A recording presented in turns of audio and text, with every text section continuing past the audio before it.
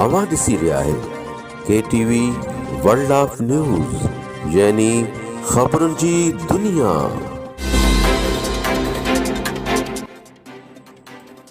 हींअर पेश आहे ॻोठ रुख मां KTV जे कल्चर रिपोर्टर शाइन सिंधीअ जी रिपोर्ट।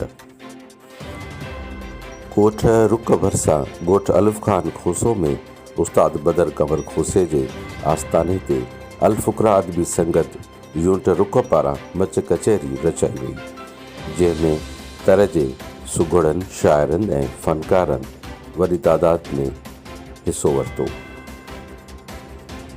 सुगड़नि ऐं शाइरनि में शामिल हुआ उस्ताद पठान खान महर, उस्ताद हिदायतुल्ला मेमण, नबी बख्श नबन महर, मोहम्मद हनीफ खोसो, एजाज हुसैन खोसो, जान निसार खोसो, गमठार दल, मंजूर मोलाई, तबस्सुम गुलसन महर, अज़हर तबस्सुम महर ऐं ॿिया शामिल हुआ।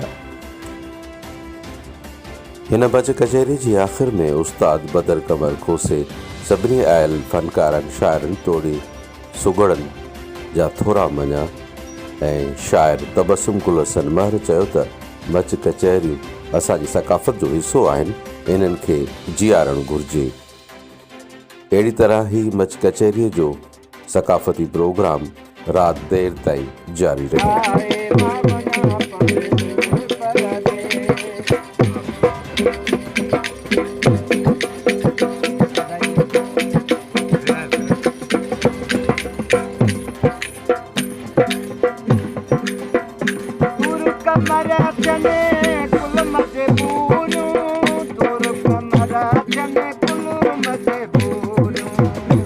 ख़बरुनि जी दुनिया।